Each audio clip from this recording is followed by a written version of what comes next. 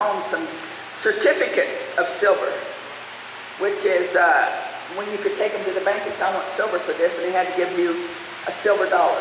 Not a dollar with copper in the middle, but a silver dollar. But we have dwindled down, so they took all of them. I didn't take all of them, the guy's got 2 or 3 of them, but probably everybody has 2 or 3 of them someplace. But we were supposed to turn them all in. And they gave us a promissory notes, what they gave us, which is just paper. Just like me carrying out here and giving you, here, you go buy this, you go buy that. Because only place money is in the computers. There's no real money. You understand what I'm saying? We say, I mean, it's like, our country is like this. If I was to say I get $1,000 a month, if I spent $10,000 a month every month on a credit card and borrowed from my neighbor or somebody else, and they say, and then I did a budget that was $1,100, they said, we have cut the budget. They're still spending $10,000 a month over. Only this is with a lot more zeros. When Obama came into office, we owed $7 trillion. Now we owe $20 trillion. That's just flat out debt. That's not something that's promised. We owe 150 something with the promises that we've made. So, as I said this, I'm telling you, trying to give you some. When we went down to Iraq, it was because they were not going to use the dollar, and they promised Nixon that they would use the dollar. This is the only thing that's held our dollar up. Everybody bought with dollars. This was the currency of the world was the dollar. But it's not. And then China started going against us, and they got gold and got away with our dollars. Now their economy has went down a third of what it was. They've lost $5 trillion in the last month. But all of this is boring, but I'm telling you, this is why we went down to war against the Middle East. To protect the dollar and to protect the oil. They might say some other reason, but that's what the reason was. So, what I've been telling you, I want to stop and go over here and I'm going to show you. God's going to send fire on Magog. But what I wanted to show you is over here it tells us that God's going to call down the birds in the 39th chapter. Just like in Revelations, the 19th chapter, He's calling the birds, come gather and have a feast. And they're going to feast on the bodies that's going to be laying in the Valley of Haman or Armageddon. This is where the battle's going to be. They're all going to come down. But the Bible tells us, and I want you to look with me. I'm not going to read all that because I'm going to have time. Go to Zechariah, the 14th chapter.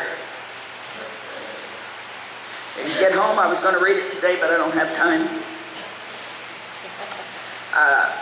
It tells us in the 12th chapter of the revival in Israel, when the people are coming, turning to God, when they're looking at the one it says in the 13th chapter, they looked at the one and said, who gave you those wounds in your hand? Tells us they looked at him on whom they have pierced, and they mourned for him. They, in other words, they accept Jesus as their Savior. They say that they're having a great revival in Israel right now. People are accepting Jesus as their Savior. But it also tells us, I told Joe, I looked up the revivals in the world right now, real revivals. China, of course, I've shown you that China is having a great revival. Another place that's having a great revival is Iran. When they press against you, the church just seems to, you remember what happened in Acts when they come down in Jerusalem and they were going to kill him, and they took James and then they took Peter, and they'd already killed Stephen. And the Bible said they were pressed, and so they fled. God had told them already to flee when they seen the armies around there, and they fled. And when they fled, they didn't just go and sit in a cave somewhere. They fled to different cities, and they preached the gospel. And the gospel was spread abroad all over the world. They didn't have temper. They didn't have money, really. They had their feet. Some of them had horses. Some of them went on boats, but they went all over the world and spread the gospel. And they was pressed, so they scattered. And every time they get pressed, they smash one church, all those Christians go out and start new churches. And they start new churches and new churches all over until they're having a revival in Iran. They're trying to put in jail the ones that they could get. They got one of our men over there right now in prison, a pastor. But it just seems that it's just going more and more. They can't stop the airways. But they're having a great revival. And then the Bible tells us, I want to read, this is the same war here in the 14th chapter of Zechariah, and I want to read it to you. This is the day of the Lord. You don't want to be here for the day of the Lord. You say, are we going to be here? No, this is the wrath of God. We're not going to be here. God's going to take us up, and the Bible tells us in Jude that we're going to come back with him and fight. We're not going to be here, no. Behold, the day of the Lord cometh, and thy spoil shall be divided in the midst of thee. For I will gather all nations against Jerusalem. Same scenario, to battle. And this is what's going to happen to Jerusalem. The city shall be taken and the houses rivaled. It's going to look like they're going to lose. And the women shall be ravished. That means, I looked it up, means raped. And half of the city shall go forth into captivity, and the residue of the people shall not be cut off from the city. I've heard preachers preach it's going to look like the Garden of Eden in front and look like hell in behind when they come. It's going to look like they've whooped Israel. But the Bible tells us when he put them on that land, he said, you'll not leave here again. You're going here to stay and you'll not be taken away again. He said, then shall the Lord go forth and fight against those nations as when he fought in the day of battle. In the Old Testament, if you haven't read the Bible and seen how the Lord fought, you need to. It's one of the greatest stories ever told, and I love to read stories. And he fought in the day of battle, and his feet stood still, shall stand in that day upon the Mount of Olives. Where did Jesus go from? Where did he leave? The Mount of Olives. And he said in Acts, he said, in like manner as you see me come, so shall I come again. I'm going to come back to the Mount of Olives. He's going to stand there on Mount of Olives. His feet's going to, on the ground, yes. And he's going to come back on a cloud. He's going to come back on a cloud, and he's going to come back with, and we'll read here, he's going to come back with fire's going to come down, hailstones. He's going to fight them as he comes. He's going to whip them with the sword of his mouth. I mean, we're talking about the God that all he had to do was say, let there be light. And it was so. So, I look at people and they tell me, I'm mad at God, what he did. I said, what an ignorant person. How can you be mad at God? I mean, this is God we're talking about. He said, and his feet shall be upon the Mount of Olives, which is before Jerusalem on the east, and the Mount of Olives shall cleave in the midst thereof. In other words, it's going to break open toward the east and toward the west. Going to make a pass. Going to break open that way, and there's going to be a northern path to go through there.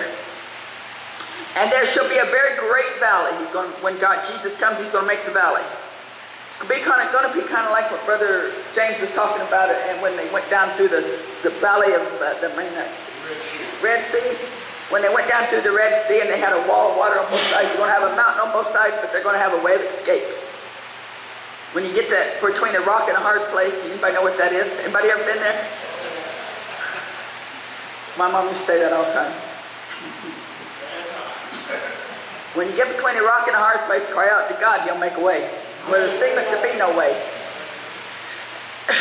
He said, there'll be a great valley, and half the mountain shall remove toward the north and half toward the south, and ye shall flee in the valley. You're going to make them a place of safety.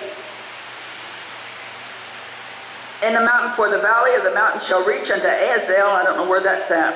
And ye shall flee like we have fled before the earthquake in the days of Uzziah, king of Judah. And the Lord thy God shall come, and all the saints with thee. And it shall come to pass in that day that the light shall not be clear nor dark, but it shall be one day, which shall be known unto the Lord, not day, nor night, but it shall come to pass that at evening time it shall be light. It's going to be light for some people. Not going to be so light for other people. It'll be dark. Have made the Lord their God. All right, and it shall come to be in that day that living waters shall go out of Jerusalem, half of them toward the former sea and half toward the hinder sea. In summer and winter shall it be. In other words, he's going to send water down to the Dead Sea and to the Red Sea and going to revive them again. They're going to become live again. And here's what it says. I want to read the rest of it because I said I'm going to have to teach much today. Just read the Bible. And the Lord shall be king over all the earth. In that day shall there be one Lord, and his name one. And all the land shall be turned as a plain unto Geba, to Ramah, south of Jerusalem, and it shall be lifted up and inhabited in her place. From Benjamin's gate unto the gate place of the first gate, unto the corner gate, from the tower of Hanel unto the king's wide press. Now, what do I always tell you about prophecy? What's the number one thing about prophecy? It's centered in Jerusalem. To God, that's the center of the world. If you get a map, I'm trying to think of the name of the map, but if you get you a compass, how many of you know what a compass is? They probably don't use them no more. But we used to use compasses when I was a kid. And put it, you'll see it's the center of the world in the map. But it is the center of the world in God's eyes. And that's what he's talking about. He's talking about Jerusalem. He said, and men shall dwell in it, and there shall be no more utter destruction, but Jerusalem shall be safely inhabited. And here's how they're going to die. Now listen. And this shall be the plague wherewith the Lord shall smite all the people that fought against it. Their flesh shall consume away while they stand upon their feet, and their eyes shall consume away in their holes, and their tongue shall consume away in their mouth. And it shall come to pass in that day a great tumult from the Lord shall be among them, and they shall lay hold every one on his hand, the hand of his neighbor, and the hand shall rise up against the hand of the neighbor. It's going to be kind of like the Assyrians when they came down. They woke up and all men were dead. And then remember when Gideon went down with his 300 band of men, and he broke the lamp and the lights and scared the men so bad they got up, killed each other. This is kind of what we're going to have here. He said they're going to raise up, they're going to be so frightened when they see. I showed you a film, and I've been trying to find it to show you again, where it was a Jewish perspective when Jesus come back and he was fighting them, and everything was coming. They seen him on his horse coming. The Bible tells us in Revelations, the 19th chapter, he's going to come back on a white horse. And he's going to have King of Kings and Lord of Lords on his thigh. This is talking about the same time. And it shall come to pass there be great tumult. And Judah shall, in the 14th verse, and Judah shall fight at Jerusalem, and the wealth of all the heathen around about shall be gathered together, gold and silver and apparel and great standards. Now, there's a doctrine going around right now that says all the wealth of the world is laid up for the Christians. I talked to some people, oh no, I believe that all the wealth they're laying up there, they are laying it up, but we ain't going to get it till Jesus comes. It's going to be just like when they went out of Egypt. What happened when they went out of Egypt? They got all the wealth of Egypt. They spoiled Egypt. They took their gold earrings, and that's how they made that golden calf. They took everything that they had. The Egyptians were so afraid of it, they just gave it to them. Go on, get on out of here.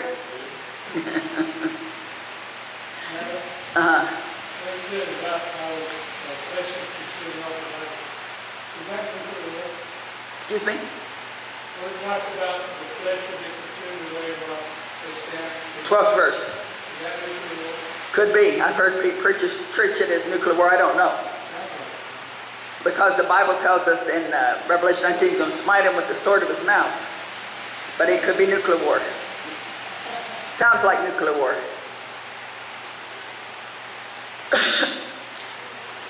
He said, and there shall be a plague of the horses, of the mules, of the camels, of the ass, and all the beasts that are in these tents as the plague. And it shall come to pass that every one of them that is left of all the nations which come up against Jerusalem shall even go up after year to worship the King. Now I was looking, and I haven't got much time. I've still got about 10 more verses to read, so I'm going to have the time. But I was looking at Revelation 16 tells us that the kings of the Euphrates is going to dry up and the kings of the east are going to come, so the kings of the east can come. And I've always been told that was China. But I got to looking in my Bible, and we only have one other place in the Bible that talks about the men of the east, and that's in Matthew 2. And it's talking about the wise men that came down. Where did they come from? East. Persia. Persia they came from, which is Iran. So it could be Iran. Did you know that Iran is fighting against ISIS? ISIS is Sunni Muslim, which like Saudi Arabia. And Iran is Sunni, not Sunni, but Shiite Muslim. I told Raymond, sometimes I forget things. I think I try to put too much stuff up here. But Shiite Muslim, and so they're fighting against each other for who's going to be have the caliphate. That's what they're fighting for. They're fighting for Jerusalem. It's really what they're fighting for. They're trying to find the king of the mountain because they want to set up their kingdom in Jerusalem.